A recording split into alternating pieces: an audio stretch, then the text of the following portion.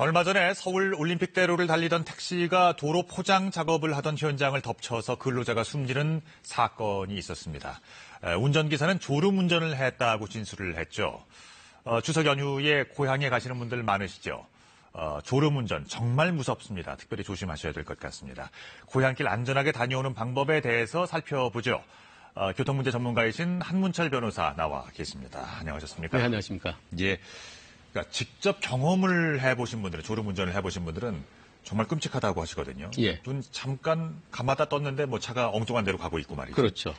한 변호사께서는 이런 경험이 있으세요? 요즘은 운전을 안 하기 때문에. 네네. 근데 이 졸음운전은 누구에게나, 음주운전은 안 하잖아요. 네. 근데 졸음운전은 누구나 다 할 수 있다는 거죠. 그렇죠. 그러니까 이게 일반 교통사고보다 사고의 양상이 훨씬 더 치명적이라고 하더군요. 그렇습니다. 왜냐하면은, 예. 졸다 보면은 앞을 안 보고 가기 때문에 예.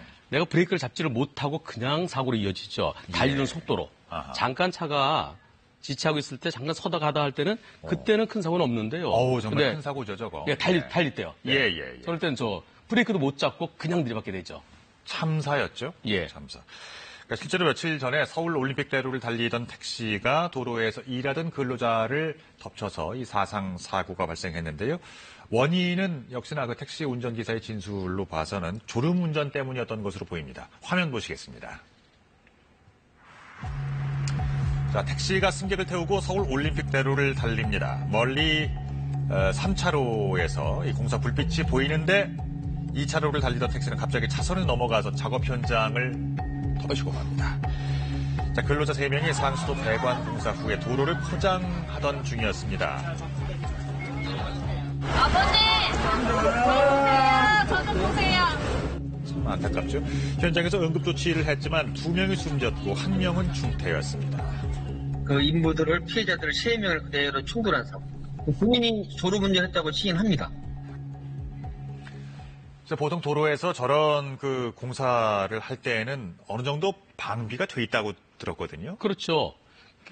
번쩍번쩍하는 그 자동차 뒤에 네. 멀리서 볼 수 있도록 저 주황색 불이요. 저게 예. 보이는데도 뻔히 보이는데 예. 근데 졸음운전이기 때문에 못 받고 게다가 또 차로까지 이탈해서 사고로 이어졌죠. 그러니까 나중에 이제 발견을 한다고 하더라도 이제 반응이 너무 늦은 거죠. 아마 저 사고는 예. 사고 난 다음에 알았을 것 같습니다. 예. 사고 나기 직전까지 몰랐을 것 같아요. 사실 이제 특히 속도를 높이는 고속도로나 뭐 이런 곳에서는 더더욱이 짧은 시간만 정신을 딴 데 팔아도 뭐 치명적인 결과가 나올 수 그렇죠. 있으니까. 예. 졸음운전을 음주운전과 비교한 그 연구 결과가 있던데요. 그 연구 결과는 졸음운전은 음주 0.17%랑 같은 정도다. 즉 소주 한 병 반 정도 마신 그 위험 상태랑 같다라고 그러는데요. 아하. 사실은 그보다도 훨씬 더 위험합니다. 네. 왜냐하면 음주운전은 술을 마셨더라도 앞을 보고 나름대로 앞을 보고 운전하는데 졸음운전 눈을 감기 때문에 네, 그렇죠. 한 5초만 눈을 감더라도 140m를 달리게 되는데요. 음주운전보다도 오히려 더 무서울 수가 있죠. 사망률이 4.51%대 2.58% 거의 2배. 거의 3배, 4배 정도 됩니다. 4-4배까지. 네. 그래서 이 졸음운전을 뭐 도로 위에 시한폭탄이라고 하는 모양입니다. 다른 사례를 좀 볼까요? 네, 광역버스가 빠른 속도로 고속도로를 달리고 있습니다. 그런데 갑자기 앞 차량에 바짝 붙더니 그대로 들이받았습니다. 선글라스를 낀 버스 기사는 충돌 직전에야 급히 운전대를 만져보지만 소용이 없었습니다. 눈 깜짝할 사이에 차량 7대가 잇따라 추돌하죠. 깍소리 나면서 앞에 보니까는 앞에가 뭐 뜨더라고요. 뜨면서 쭉 밀리는 것까지만 생각나지 그 뒤로는 생각이 안 나요. 이 사고로 2명이 사망하고 10여 명이 다쳤습니다. 지난 5월 영동고속도로에서 2차로를 달리던 고속버스가 앞서가던 승합차를 들이받습니다. 승합차에 타고 있던 4명이 숨지고 4명이 다쳤습니다. 당시 현장에서 버스 운전 기사가 운전하면서 잠깐 들었다고 진술했습니다. 지난해 벌어진 봉평터널 사고에서도 관광버스가 빠른 속도로 달려오다가 터널 앞에서도 속도를 줄이질 않고 앞서가던 차량들을 잇따라 들이받아서 4명이 숨지고 37명이 다쳤습니다. 세 사고가 모두 졸음운전이 원인이었죠. 시속 100km로 달릴 경우 1초만 졸아도 운전자의 의지와 상관없이 28m를 진행합니다. 졸음운전 사고의 치사율은 14.1%로 일반 교통사고의 3배나 됩니다. 사실 우리가 직접 보기에는 끔찍한 영상이긴 합니다만은 얼마나 그 졸음운전이 위험한 것인지 경각심을 갖자는 차원에서 보여드렸습니다. 실제로 작년 한 해에 졸음운전으로 인한 교통사고가 꽤 많이 일어났습니다. 통계가 있던데요. 예. 작년 한 해에 약 2,400여 건의 사고가 일어났고요. 졸음운전으로 인해서. 네. 그로 인해서 약 100여 명이 사망했고요. 그리고 다친 사람들은 한 5천여 명 됩니다. 그런데 저것은 본인이 졸음운전을 했다고 인정한 것이 저 통계고 실질은 저보다 더 많죠. 네. 졸음운전 했지만 졸음운전 했다고 얘기를 안 하거든요. 예. 잠깐 딴 생각했다라든가 졸음운전이라고 인정하면 처벌이 더 커질까 봐 졸음운전이라고 인정하지 않는 경우가 자기가 밝히지 않는 경우가 더 많습니다. 처벌 규정이 실제로 있습니까? 그런데 졸음운전에 대한 처벌 규정이 따로 없어요. 조심해서 운전해야 되는데 조심하지 못했다. 안전운전 불이행 그렇게 처리가 되는데요. 졸음운전은 저것은 신호위반, 중앙선 침범, 음주운전보다도 더 심각합니다. 따라서 졸음운전이 지금 11가지 예외 사유, 11대 중과실을 처벌하고 좀 있으면 이제 트럭에서 물건 떨어지는 거 그것까지 처벌을 하는데요. 예. 13번째로 졸음운전이 교통사고 처리특례법에 들어가야 되지 않을까 싶습니다. 네. 그러니까 졸음운전을 했다는 것이 인정될 경우 가중처벌이나 뭐 이런 것들은 따로 지금은 없다는 거죠. 네. 이게 도로교통공단에서 이런 얘기가 나오더라고요. 졸음운전이 얼마나 위험하면 눈 감을 땐 차 안, 눈 뜨면 저승. 그렇습니다. 이렇게 예. 숨짓하죠. 그러니까 세상에서 가장 이제 무거운 게 눈꺼풀 자고. 예. 이게 근본적인 어떤 뭐 처방이나 이런 것들은 사실상 어렵다고 봐야 되나요? 그렇죠. 졸음운전을 우선 휴식을 충분히 취하고요. 운전할 때는 네. 짧은 거리 운전할 때는 그나마 괜찮지만은 고속도로에서 먼 거리 운전할 땐 그 전날 충분한 휴식을 취해서 내 몸이 피곤하지 않도록 해야 되고요. 예. 근데 휴식을 취하더라도 단조로운 길을 한참 가다 보면은 잠깐 졸릴 수가 있습니다. 네. 따라서 중간중간에 쉬어주는 게 필요하죠. 그렇죠. 도로 최면에 걸린다고 하더라고요. 예. 추석 명절에도 졸음운전으로 인한 사고가 많이 발생하죠. 내려갈 때 많이 발생하나요? 아니면 올라올 때? 올라올 때가 오히려 더 많은 것 같아요. 더 많은 것 같아요. 예. 그 정확한 통계는 없지만 네. 올라올 때 그 전날 가족 친지들하고 같이 편안하게 좀 좋은 시간 보내면서 뭐 술 한 잔씩 할 수도 있고요. 그렇죠. 그래서 잠을 제대로 많이 못 자고 또 차 막히기 전에 일찍 출발하자 하면서 새벽에 올라오면은 네. 평소보다 일찍 일어나서 운전할 때 많이 졸릴 수가 있죠. 그러니까 그래서 뭐 졸음 쉼터라는 것을 따로 만들었는데요. 근데 졸음이라는 게 뭐 때 맞춰서 오는 건 아니잖아요. 그렇죠. 네. 내가 졸릴 때 바로 옆에 쉼터가 있어야 되는데 졸음 쉼터가 그렇게 많지는 않고요. 예. 휴게소 숫자보다 오히려 적은 것 같아요. 그리고 졸음 쉼터가 공간이 작습니다. 예. 공간이 짧기 때문에 거기를 들어가더라도 빈자리가 없을 수가 있고요. 아. 또 졸음 쉼터 들어갔다 나올 때 매우 위험합니다. 네.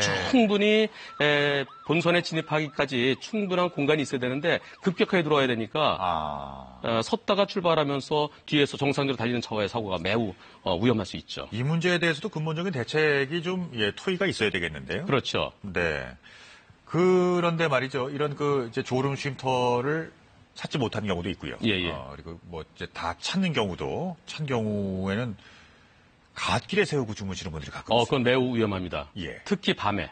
네. 낮에도 위험하지만 밤에 차들이 운전하면서 저 앞에 가는 차에 그 미등을 보고 가거든요. 네. 차의 미등을 보고 저 차가 내 앞차구나. 난 저 차를 따라가면 되는구나. 그런데 갓길에 세워져 있는 차 미등 켜고 있으면 저게 내 차구나 싶어갖고 그대로 들이받는 경우도 있고요. 네. 또 내가 졸려서 갓길에 차를 세웠듯이 다른 사람도 졸릴 수가 있습니다. 졸린 사람은 차로를 이탈해서 갓길에 있는 차를 때릴 수가 있죠. 매우 위험합니다. 네. 그러면 그래서 갓길에는 네. 부득이한 경우 차가 고장났다라든가 사고 났다라든가 차로 움직일 수 없을 때 그때 갓길에 차를 세우고 그리고 뒤에 삼각대를 설치하고 또 밤에는 불꽃 신호까지 하도록 되어 있는데요. 예. 그런데 내가 졸려서 차를 세웠다. 이것은 정당한 사유가 안 되겠죠. 아하. 매우 위험하죠. 갓길에서 일어나는 그 양태를 보면은 뭐 2차적으로 이제 교통사고가 난 뒤에 그 구조 차원에서 갔다가 큰 사고를 당하는 경우도 있고 그런 경우도 있어요. 예. 그래서 갓길에서 차를 갓길에 세우더라도 이 경찰이라든가 또는 분한차가 올 때까지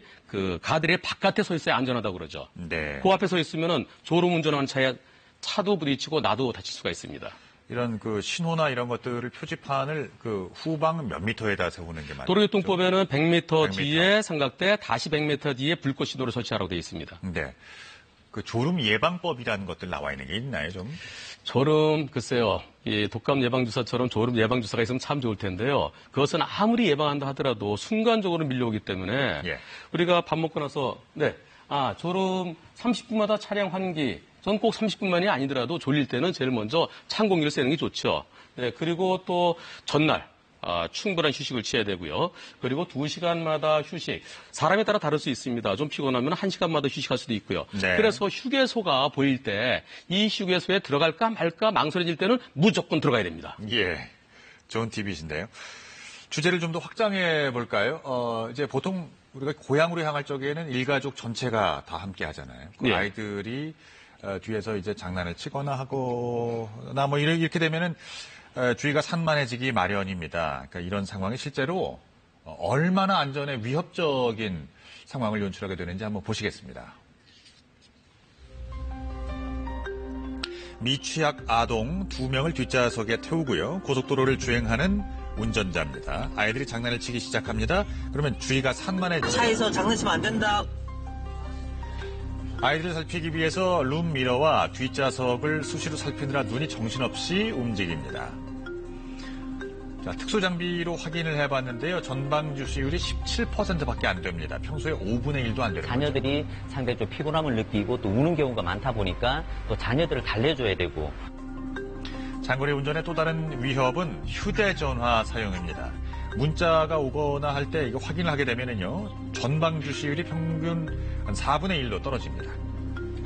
추석 연휴 동안에 발생하는 교통사고 가운데 휴대전화가 원인인 사고의 비중이 60%가 넘는다는 통계도 있습니다.